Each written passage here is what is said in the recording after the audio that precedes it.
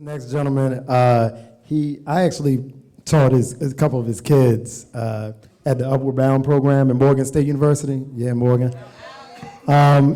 He's amazing. He's a paraeducator at Hanover Hills Elementary. Please give it up for Mr. Matt Pressbury.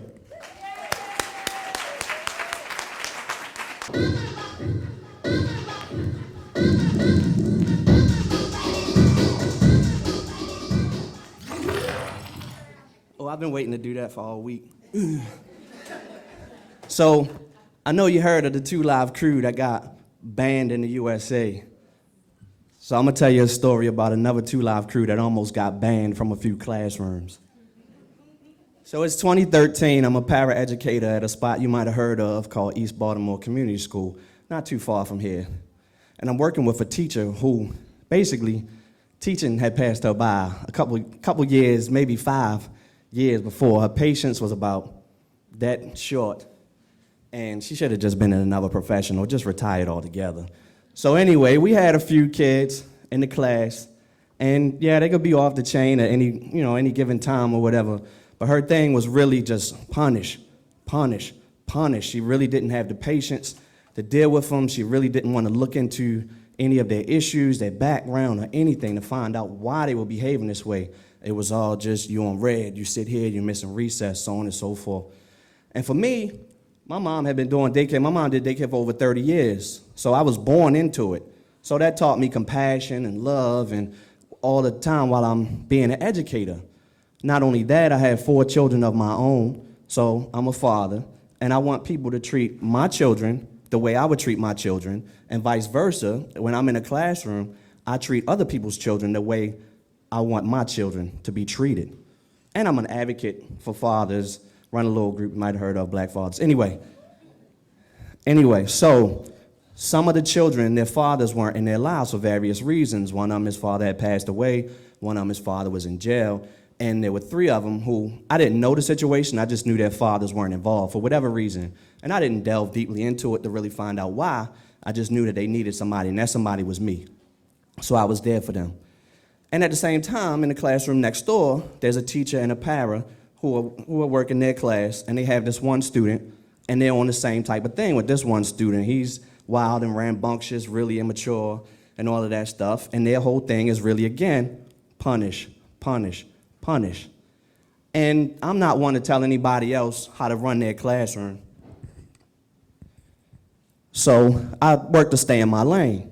But the whole time I'm watching this kid and I'm feeling sorry and I'm trying to do whatever I can to help him because I don't like the way that he's being treated.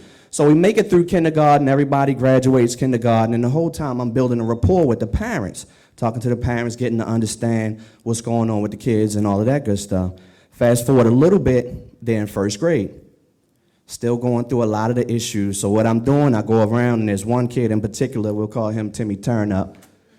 And We'll get more into that later. So anyway, I go around and check on him when I can, and anytime that the teachers, he's having issues, he's fighting, all of that, getting put out of class, and they'll send him around to me.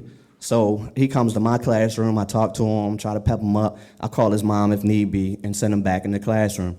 So 1st grade year goes by, I'm still pouring into these kids' lives whenever I can. They're in other classes now, of course. Jump again, they're in 2nd grade. So I'm talking to parents more and more, and I have the bright idea that I want to get involved even deeper. So I decide that I'm going to take these kids out somewhere. And me and all of my brilliance, proud city knight, as brilliant as I am, I decide that I'm going to take these kids, 5 of them, and my youngest son, so 6 kids, I'm taking on a Friday night after work. We're going to College Park to watch a Terps game. So you know how far College Park is from Baltimore, and you're talking rush hour traffic and 6 turned up kids. Well, 5, because my son is like, the rest of them are like all over the place. So I'm talking to the teachers, I'm telling everybody, and everybody loves the idea, so on and so forth. I'm collecting money on Facebook, because I'm like, we get some donations. I got the tickets paid for, I got food paid for all of them, even enough to put a little gas in my tank and all of that. So come to this one teacher, and my guy over here knows exactly who I'm talking about. Come to this one teacher, and she says, Why do you want to take them? Real annoying voice. Why do you want to take them? They're always in trouble. To which I reply, that's exactly why I want to take them. I said, if God only blessed us when we were perfect, we would never have nothing. So I want to show these guys. I want to bless them, even in the midst of their wild behaviors, even in the midst of their fighting and getting suspended and all of that stuff. I want to show them that they deserve this opportunity. And if they work to turn themselves around, they can have more opportunities like this. So I want to give them a glimpse and give them something that they may not ever get otherwise because they don't have their fathers in their lives. And I'm being that father figure to them that they don't have. So the day comes, it's a Friday, I'm rounding everybody up after school and all of that. We get in my car, go to get my son, and I promise you these kids are all the way on 100, all the way turned up. Something is playing on the radio. I want to say it's like Carmen or something. Corner, something like that. I'm bumping. I love Carmen. Wish I could give you this feeling. Wish I could give you this feeling. And one of them has the nerve to say to me, Mr. Pressbury, can we listen to some rap? I said, what? Can you listen to some rap? You are listening to rap. You don't know Carmen?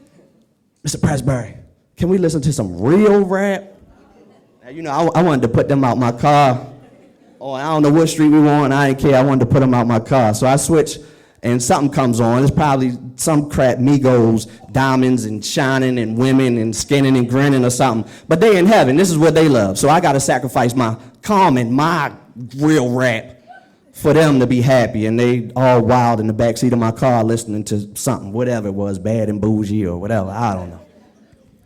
So we get to my house. They running up the hill, tearing up the grass, and run into my house and meet my wife, who instantly dubs them the 2 Live Crew, TOO, because she can already tell they too much. They turned all the way. She can tell. So that's how they got the nickname, the 2 Live Crew, and that's what it's been ever since. Right, Dante? So a friend of mine had given us notebooks and cups, all Terp stuff, that I gave to the kids. We taking pictures, they drinking some of the pictures you can see here with them with their Terps memorabilia. We jump on the road and we driving down 95 to get to College Park. Stop at the Wendy's to get them some food, getting like $40 worth of food. Big bag, all of this, chicken nuggets, fries, all of that stuff. And they're going ham, tearing it up on the way to the stadium to watch the game. All of this food, they destroying it, right? We get in the stadium, we walk down all the steps, boom, boom, boom. We get to our seats, and the first thing they ask me, what do you think? The first thing they say is, I'm hungry. Can we go to the concession stand? Can we get soda? Can we get popcorn? Can we get this? Can we get that? And I'm like, nah, gee, I just spent $40 on y'all. Didn't y'all eat all this food? I know you tore it up. We got the trash to prove it. Y'all ate it. Not giving you nothing else. So I'm watching the game, I'm enjoying it. They not watching nothing but themselves cutting up. And they asking me 100 times still, can I go to the bathroom? Can I get some popcorn? Can I get cotton candy? So the whole time, I finally I got a little glimpse of the game, and the Terps won. But all night, it's just like, no, just sit down, just chill, just watch the game. Come on. They wasn't having no parts of it. But nonetheless, it was a great experience for all of us. It was something that they may not have had otherwise. And they definitely wouldn't have had it with some other teachers because they always stay in trouble, right? So leave the game, I'm driving home, I gotta drop them off in 5 different locations. Thank God it was all in East Baltimore except this guy who lived in Arbutus. I had to drop him home first. Then come to East Baltimore and drop 4 other kids off, all at their houses at 11:30 at night.